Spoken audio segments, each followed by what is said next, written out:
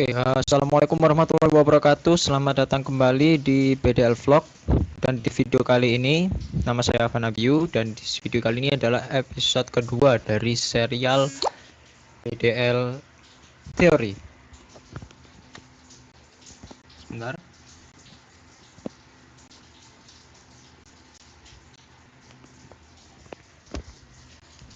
Nah, di video kali ini saya akan membahas tentang desain basis data.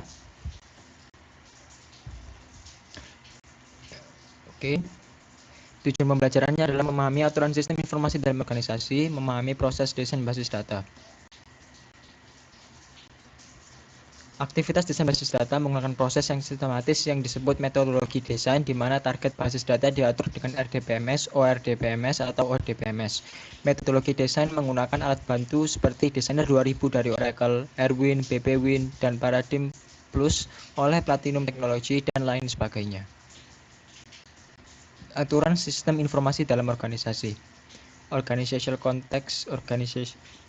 context untuk penggunaan sistem basis data. Sistem basis data dapat menjadi bagian dari sistem informasi dari beberapa organisasi. Beberapa organisasi yang membuat posisi administrator basis data atau DBA untuk mengontrol aktivitas basis data. Kemudian Information Resource Management atau IRM juga diperkenalkan oleh organisasi yang besar sebagai kunci kesuksesan manajemen bisnis. Terdapat beberapa alasan. Yang pertama, data dianggap sebagai resource yang bekerja sama dan manajemen kontrol dilakukan terpusat untuk pekerjaan yang lebih efisien dalam organisasi. Yang kedua, fungsi dalam organisasi dikomputerisasi sebagai kebutuhan ketersediaan data yang besar dan up-to-date. Yang ketiga, seiring pertumbuhan data dan aplikasi relasi yang lebih kompleks dari data perlu dimodelkan dan diatur. Yang keempat, terdapat konsolidasi dari information resource pada beberapa organisasi. Siklus sistem informasi. Siklus sistem informasi disebut siklus makro, di mana sistem siklus informasi basis data dirujuk ke siklus mikro. Siklus mikro meliputi beberapa tahap, yaitu yang pertama, feasibility analysis. Tahap ini berhubungan dengan analisa area aplikasi potensial, mengidentifikasi sisi ekonomi dari information gathering dan dissemination, bentuk studi keuntungan awal, menentukan kompleksitas data dan proses, dan mengatur prioritas aplikasi. Yang kedua, requirement collection and analysis. Kebutuhan detail dikumpulkan dengan interaksi dari pemakai potensial dan kelompok pemakai untuk mengidentifikasi permasalahan dan kebutuhan khusus. Ketergantungan aplikasi, komunikasi, dan prosedur pelaporan diidentifikasi. Yang ketiga, desain. Tahap ini mempunyai dua aspek, yaitu mendesain di sistem basis data dan mendesain sistem aplikasi atau program yang menggunakan dan memproses basis data. Yang keempat, implementasi. Sistem informasi diimplementasi. Basis data dibentuk dan transaksi basis data diimplementasikan dan diuji coba. Yang kelima, validation dan acceptance testing. Tingkat akses dari sistem dalam memenuhi kebutuhan pemakai dan kriteria performansi divalidasi. Sistem diuji coba dengan kriteria performansi dan spesifikasi kelakuan. Yang keenam, deployment, operation and maintenance. Pada tahap ini dilakukan konversi pemakai dari sistem lama ke sistem baru melalui training. Tahap operasional mulai jika semua fungsi dioperasikan dan divalidasi. Jika kebutuhan baru atau aplikasi bertambah, maka harus melalui semua tahap sebelumnya sampai semua divalidasi dan berhubungan dengan sistem. Monitoring performansi sistem dan pemeliharaan sistem merupakan aktivitas yang penting selama tahap operasi. Siklus sistem aplikasi basis data. Aktivitas yang berhubungan dengan siklus sistem aplikasi basis data meliputi tahap berikut. Yang pertama, sistem definition. Skop dari sistem basis data, pemakai dan aplikasi didefinisikan. Antarmuka untuk pemakai, batasan response time, dan kebutuhan penyimpan dan pemrosesan diidentifikasi. Database design. Pada akhir tahap ini, desain logika dan desain fisik dari sistem basis data dari DBMS sudah siap.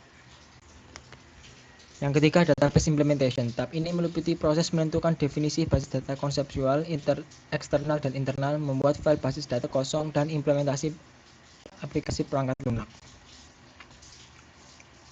Yang keempat, loading or data conversion. Basis data dipopulasikan dengan menyimpan data langsung atau mengubah file yang sudah ada ke format sistem basis data. Application conversion. Aplikasi perangkat lunak dari sistem pendahulu dikonversikan ke sistem baru. Testing and validation. Sistem baru diuji dan divalidasi. Yang ketujuh, operation. Sistem basis data dan aplikasi dioperasikan. Biasanya sistem lama dan baru dioperasikan secara paralel dalam beberapa waktu. Yang kedelapan, monitoring and maintenance. Selama tahap operasional, sistem dapat secara tetap dimonitor dan dipelihara. Perubahan dan pengembangan dapat terjadi di baik pada sisi data maupun aplikasi perangkat lunak. Modifikasi dan reorganisasi diperlukan dalam waktu ke waktu. Yang ketiga, proses desain basis data. Tujuan desain basis data adalah memenuhi kebutuhan isi informasi dan pemakai dan aplikasi tertentu, menyediakan struktur informasi alami dan mudah dipahami, mendukung kebutuhan pemrosesan dan performansi objektif seperti response time, processing time, dan storage space. Tujuan desain basis data. Yang ketiga, selanjutnya terdapat 6 tahap utama pada proses desain basis data. Koleksi dan analisa kebutuhan, desain basis data konseptual, pemilihan DBMS, pemetaan model data, desain basis data fisik, implementasi dan tuning sistem basis data. Tahap 1, koleksi dan analisa kebutuhan.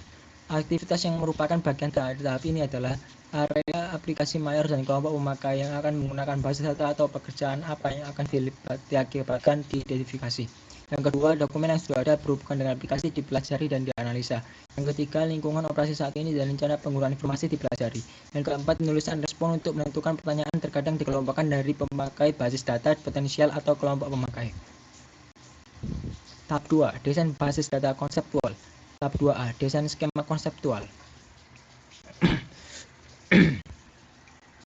Tujuan desain basis data konseptual adalah skema lengkap tentang struktur basis data, semantik, interrelationship, dan constraint.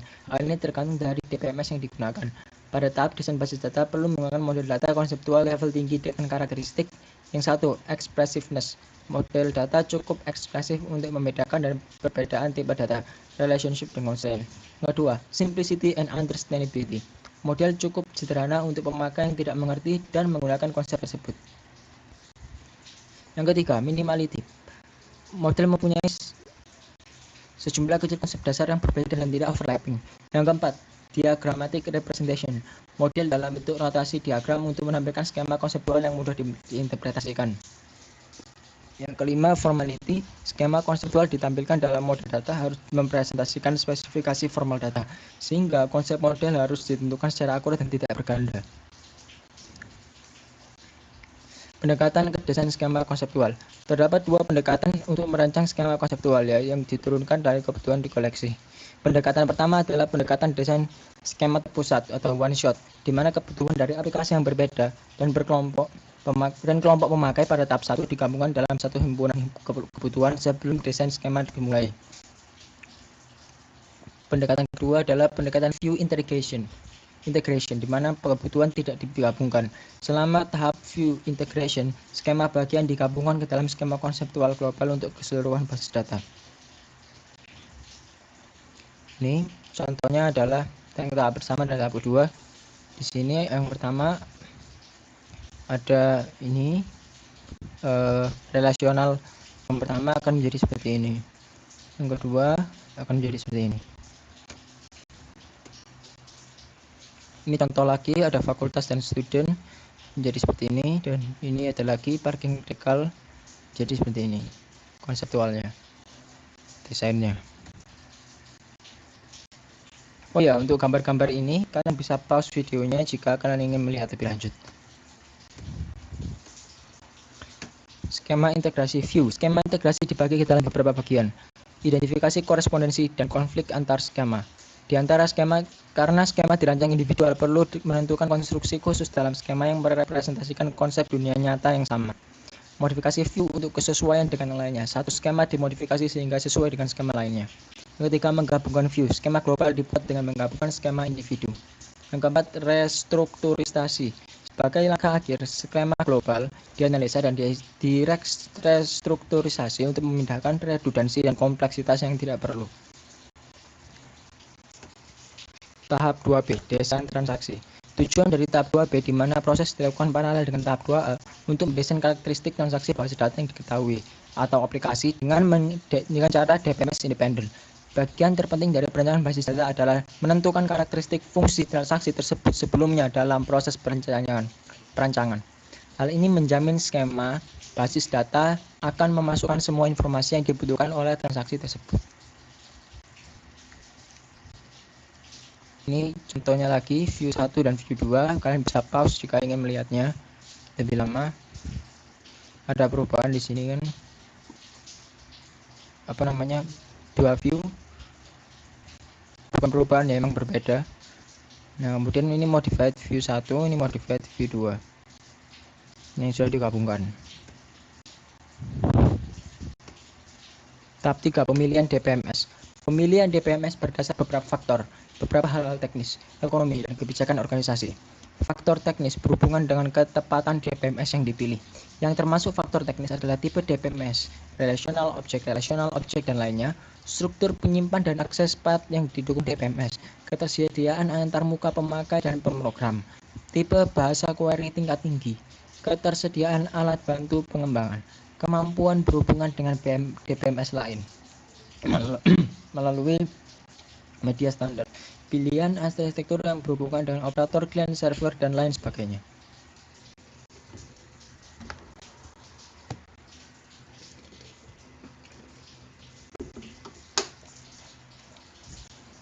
Faktor teknis berdasarkan pertimbangan faktor ekonomi dan organisasi, antara lain software acquisition cost, maintenance cost, hardware acquisition cost, database creation and conversion cost, personal cost, training cost, operating, dan itu saja. Tahap 4, pemetaan model data. Proses pemetaan terdapat dalam dua bentuk. Yang pertama, sistem independent mapping. Pada bentuk ini pemetaan tidak mempertimbangkan karakteristik khusus atau data khusus yang diaplikasikan dalam implementasi di DBMS dari model data. Tailoring to the schemas of the specific DBMS. DBMS yang berbeda mengimplementasikan model data dengan menggunakan pemodelan khusus. Tahap 5, desain basis data fisik. Kriteria berikut biasanya digunakan untuk menentukan pemilihan rancangan data basis data fisik. Yang pertama, waktu respon merupakan waktu antara pengiriman transaksi basis data untuk mengeksekusi dan penerimaan respon. Yang kedua, utilitas ruang penyimpan merupakan jumlah ruang penyimpan yang digunakan file basis data dan struktur akses data path pada disk termasuk pengindeksan dan akses path lain. Yang ketiga, transaction throughput merupakan jumlah transaksi rata-rata yang diproses per menit, merupakan parameter kritis atau transaksi seperti yang digunakan pada reservasi pesawat atau bank.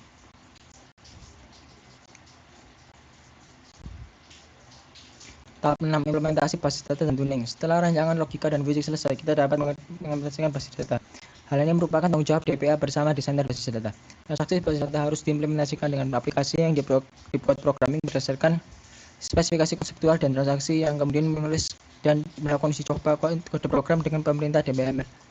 Jika transaksi siap dan data siap disimpan di basis data, tahap rancangan dan implementasi selesai dan tahap operasi dari sistem basis data dimulai. Oke, ada latihan soal di sini. Yang pertama, sebutkan 6 rancangan basis data. Jawabannya adalah koleksi dan analisa kebutuhan, desain basis data konseptual, pemilihan DBMS, pemetaan model data, desain basis data fisik, maksud saya, implementasi dan tuning sistem basis data. Soal kedua, manakah dari 6 tahap tersebut aktivitas utama dalam proses perancangan basis data dan mengapa? Yang paling utama dalam perancangan database adalah tahap koleksi dan analisa kebutuhan, karena untuk memenuhi kebutuhan suatu sistem database, kita harus mengenal terlebih dahulu bagian-bagian lain dari sistem informasi yang akan berinteraksi dengan sistem database, termasuk para user yang ada dan yang baru beserta aplikasi inilah yang kemudian dikumpulkan dan dianalisa. Soal ketiga, mengapa perancangan skema dan aplikasi dilakukan secara paralel? Akan menghasilkan skema basis data konseptual dan menghasilkan spesifikasi level tinggi untuk aplikasi tersebut. Keempat, mengapa menggunakan model data implementation independen selama perancangan skema konseptual? Yang pertama adalah tujuan desain skema konseptual adalah skema lengkap tentang struktur basis data, semantik, interrelationship, dan konsisten. Hal ini tergantung dari DBMS yang digunakan. Yang kedua, skema konseptual tidak tersedia dalam deskripsi stabil dari isi data. Pemilihan DBMS dan keputusan desain dapat berubah tanpa mengubah skema konseptual DBMS independen. Yang lainnya bisa dilihat sendiri ya, bisa di-pause juga. Selanjutnya, yang kelima, mengapa diperlukan koleksi dan analisa kebutuhan? Ini jawabannya, diperlukan koleksi dan analisa kebutuhan untuk mengetahui dan menganalisa keinginan pemakai terhadap suatu base data sedetail mungkin. Soal ke-7, bagaimana karakteristik dari model data untuk perancangan skema konseptual dan analisis proses? Yang pertama, expressiveness, kedua, simplicity and understandability, yang ketiga, minimality, yang keempat, diagrammatic representation, yang kelima, formality. Apa perbedaan dua pendekatan utama dalam perancangan skema konseptual? Ini jawabannya, bisa kalian baca sendiri. Strategi apa yang digunakan untuk merancang skema konseptual dari kebutuhan? Top down strategi, bottom up strategi, inside out strategi, dan mix strategi. Sebutkan langkah-langkah view integration ke rancangan skema konseptual.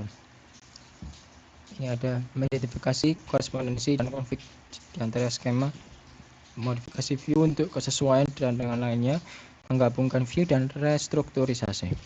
Seperti yang saya jelaskan di sebelumnya.